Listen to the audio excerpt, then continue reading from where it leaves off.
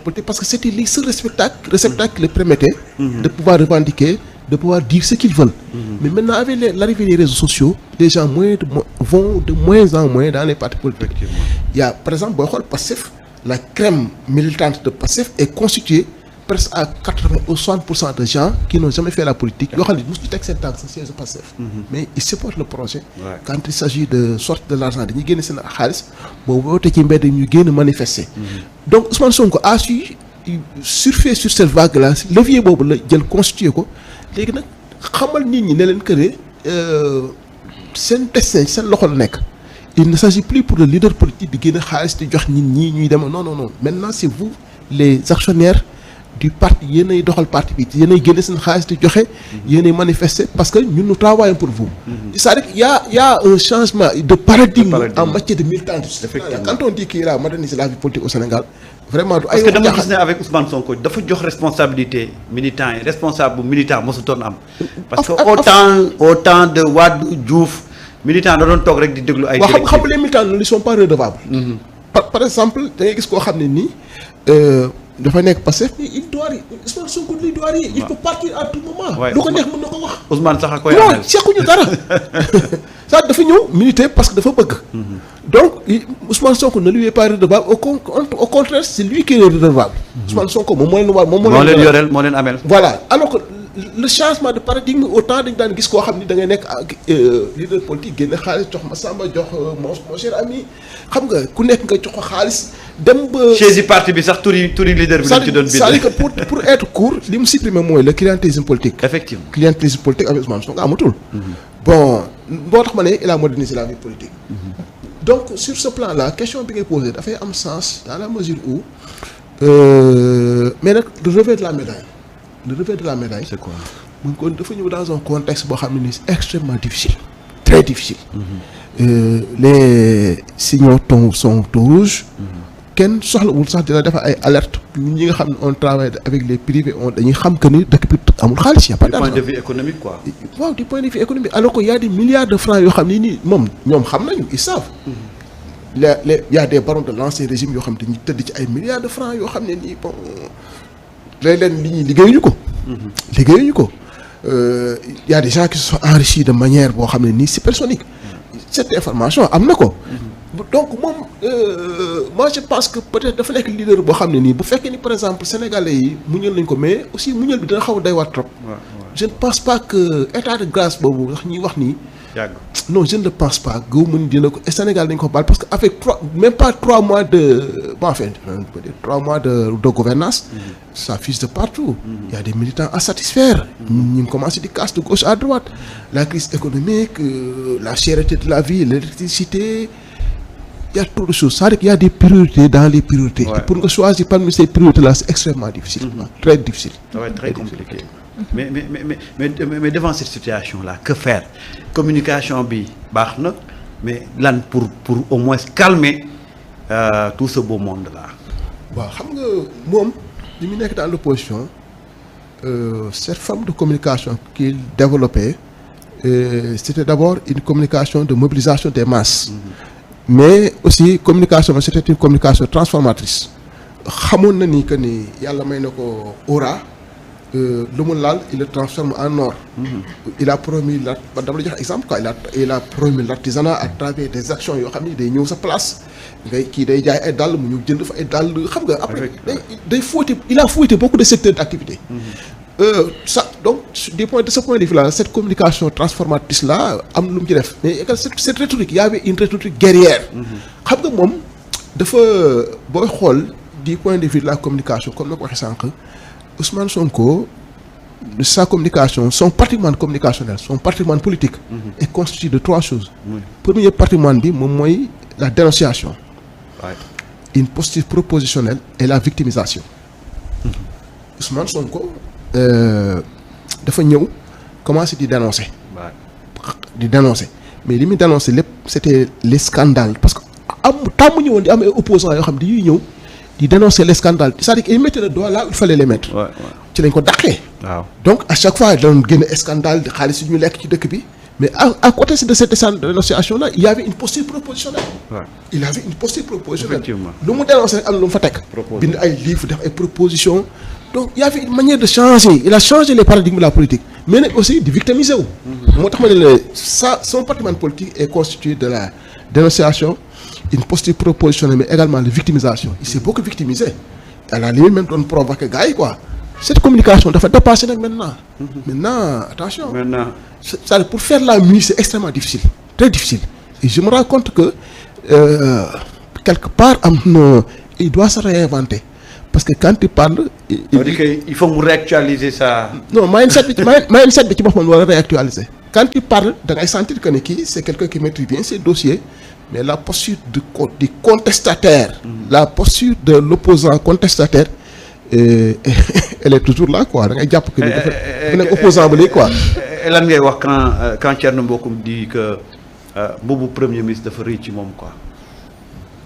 oui mais xam nga Sénégal mooy dafa am la particularité de notre démocratie c'est que fait mooy charme suñu démocratie sax quoi waaw mooy charme suñu démocratie mooy ku mu nekk loolu neex nga wax. mais c'est-à-dire bu ñu la posé du point de vue électoral bu ñu la posé ta tekki wa dara. c'est-à-dire que yow tu n'existes que par les médias. bon Sénégal moo doy waar loolu quoi man li ma xam ne dans les grandes démocraties ñi sax ñëpp yu am droit à la parole mais xam naa ñoo xam ne nii c'est-à-dire peut-être dañuy transférer dans l'espace politique des conflits personnels. wala des conflits yoo xam des rancœurs de gauche à droite koo xam ni dañu la fal presque avec 54%. nga ñëw au pouvoir jàng fi nga war a jàngee def une carrière administrative xam administration ni muy doxee xamee nga xamee nga deux. ñu jox la poste premier ministre. on apprend le métier de premier ministre dans quelle école. dans quelle école lañ koy jàngalee. y en a pas. y en a pas c'est-à-dire bu ñuy wax sax que ni bu ñuy wax sax moom moo gën a. Ousmane Sonko bokk na ci ñi nga xam ni ñoo gën a apte pour mën a nekk premier ministre bokk na ci parce que il a fait l'ENA. Il connaît l'administration il est à cheval entre le droit l'économie la fiscalité war na mën a nekk premier ministre. Absolument. mais premier ministre mbubb bi dafa kii et ce qui est paradoxal mais moom rek la ñuy attaqué dañuy attaqué Diomaye parce que Diomaye ne les gêne pas. donc on transfère des rancœurs ou bien des problèmes politiques dans l'espace politique bon enfin. mais on va revenir sur ça sur la communication de Ousmane Sonko soxna si delloo naa la sa kàddu. ma ñëw ci imam parce que yaakaar naa ni la fois passée laajoon naa la question boobu mooy traque bi nga xamante ni moom la gouvernement bi war a def te xale yi yàkkamti ko est-ce que du mooy waral scandale yi nga xamante ni chaque fois fu ñu dem fekk fa scandale est-ce que du traque yi dafa yéex parce que ñi ñu war a woo ñu rendre leen compte bu ñu leen woowul ñu bàyyi leen parce que ba tey am na ñoo xam ne ñu ngi exercer te waruñu toog ci poste yooyu est-ce que du mooy indi yu ni mel. bon la traque elle se fera man li ma la tonton keroog rek. mais dafa yéex parce que tamit. dafa yéex c'est comme par exemple instant bi nii ñoo gis ni que le nettoyage commence à se faire dans certaines entreprises pourtant les gens ont pris 3 mois ils ont pris 3 mois. yaa ngi gis ni que par exemple à la LONASE il y a certains contrats yi nga xam ne on les a arrêtés parce que c'est des contrats politiques donc. pardon. recrutement politique. waaw mooy wax contrat politique. waaw c'est des contrats politiques de recrutement politique. da ngay far fenn ñoo bokk fu ñu far ma jël la donc mais ils ont pris 3 mois pour le faire donc si il y a des scandales de 60 milliards ça va prendre le temps qu'il faudra mais ça se fera la traque se fera gars yi dinañ leen jàpp ñi lekk xaalis bi dinañ génnee xaalis bi waaw loolu moom il faut mu leer. mais est-ce que gisoo ne aussi affaire bi dafa yéex. non yéen yaa leen yàqamti li ma la waxoon keroog laa lay waxaati rek vous êtes pressé. te à chaque chose son temps donc ça se fera. non xam nga loolu xale yi ñoo koy réclamer parce que dañuy xale un jeune est pressé. waaw jeune xale ci yàqamti lañ koo xamee. waaw mais moi je pense que posture boobu sénégalais yi am dafay rejoindre li Pape Sadio doon wax. li mu jaay sénégalais yi. avant mu yegg si. waaw effectivement il y a une attente il y a une grande attente derrière. aussi mooy les 5 postes là qui demandaient la reddition des comptes. c'est-à-dire que loolu lañ ci am. il doit rien à Ousmane Sonko ne doit rien. c'est-à-dire que ce sont les acteurs du changement. tout à fait ñoom ñoo génn ci mbedd mi xeex ñoom lañ jàpp dugal ci kaso bi ñoom la ñu dóor ay machettes. mais c'est cette jeunesse là cette masse critique là ñoom ñooy demander des comptes. effectivement il faut une reddition des comptes. mais nag une reddition des comptes c'est extrêmement difficile. non c'est pas facile. c'est très compliqué. c'est-à-dire Afrique ñoom rek ñoo ko réussir. parmi les pays africains sans effusion de sang. ils ont créé ce qu'on appelle une commission vérité et réconciliation. mais teewul on a demandé aux dirigeants yi nga xam ne dañu yore woon xaalis ñaata ngeen détourné. gars yi ñëw toog autour d'une table ñu nangu li ñu war a nangu ci yow. c'est-à-dire Afrique du Sud a réussi ça. Tout à fait. Mais le problème Sénégal bu ñu waxatee dëgg ñi fi détourné ñëpp mënoon dugal ci kaso bi. waaw. Il faut dire la vérité telle qu'elle est. ñi fi détourné ñëpp ñu nekk ci mënu leen dugal ci kaso bi. c'est-à-dire il faut voter des lois yoo xam ne day permettre loo yor ñu nangu ko. nangu sa kër nangu sa oto jël say compte bancaire donc bàyyi la nga dem. bàyyi la nga doxi sa waaw parce que boo ko fi defee aussi tamit tëj fi ay nit mën nga tëj ñaar ñett ñeent mais xam nga Sénégalais moom xamul li ñu xam mooy ku victimiser wu ci dans ce pays là victimisation di fi am doole. booy diw de moom dañ ko jàpp surtout boo nekkee dans les logiques religieuses là dans nekk tarixa yi jàpp sa talibé bon ay jóg tamit bon enfin y a beaucoup de paramètres qui interagissent. loolu la ñuy wax les réalités du pouvoir. waaw boo nekkee ci opposition bi. waaw discours yi nga mën a tenir boo ñëwee ci pouvoir bi da ngay gis leneen. même des nominations ñi ngi yàkkamti nomination yi non dañu war a mais nomination yi li ko tardel moom mooy les enquêtes de moralité. enquête de moralité lii parce que boo ko xoolee boobu ba léegi ils ont réussi ce que beaucoup de régimes n'ont pas réussi ba léegi ñi ñu nommé gisoo kenn jam leen loxo. waaw non c'est-à-dire ils répondent au profil jàng bi ñu war a jàng am nañ ko emploi yi leen jox nañ leen ko. peut-être du point de vue politique mun nga leen fa jam te du point de vue politique c'est très subjectif.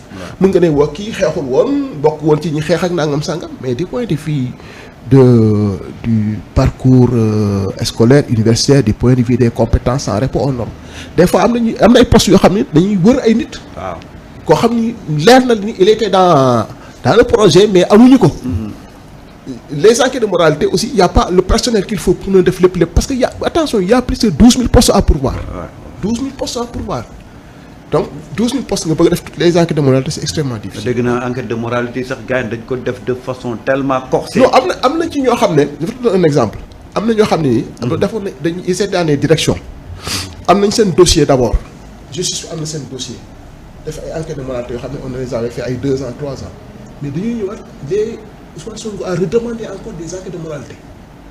mun naa jox exemple benn cas de quelqu'un on l'avait nommé directeur de cabinet dans un ministère ci ñi njëkk a nommé la bokk. Ensuite on l'a nommé directeur d'une société nationale mais bi ñu ko nommé gars yi ils ont commandité encore benn enquête de moralité. ça prend du temps. waaw mooy li nga wax sànq xam nga les réalités du pouvoir là dafa c'est très complexe. man am na benn rencontre boo xam ne bon j'ai eu la chance ma daje ak Ousmane Sonko ma ne ko xaw ma kañ ngay falu de waaye bés boo faloo yaay ëpp problème ci àdduna bi mu ne ma ah bon ma ne ko est-ce que gis nga événement 2021 yi mu ne ma ne ko gis nga booy lépp lañ doon toj ba mu des kiosque Paris Foot yi maa ngi def publicité sax mais grawul ma ne ko lépp lañ doon toj ba mu des kiosque Paris Foot yi mu ne ma ah bon ma ne ko waaw mu ne ma qu'est-ce que ça veut dire ma ne ko booy ji ko Paris Foot lañ yor jouer léegi gagner léegi ñu fay leen léegi bés boo ñëwee ci pouvoir bi noonu la ñuy comporter wax yow nga falu léegi régler seen problème léegi noonu la ñuy comporter parce que booy loolu la ñu xam booy yëpp léegi dañu yor raisonnement Paris Foot bu match bi di daw yaa ngi jouer bu match bi jeexee xam nga ndax gagné nga kiosque baa ngi à côté nga dem récupérer sa xaalis mun naa mën ko moo tax yow ku nar am problème nga booy ay source ay succès ay état de grâce mun naa mën ko doo ko am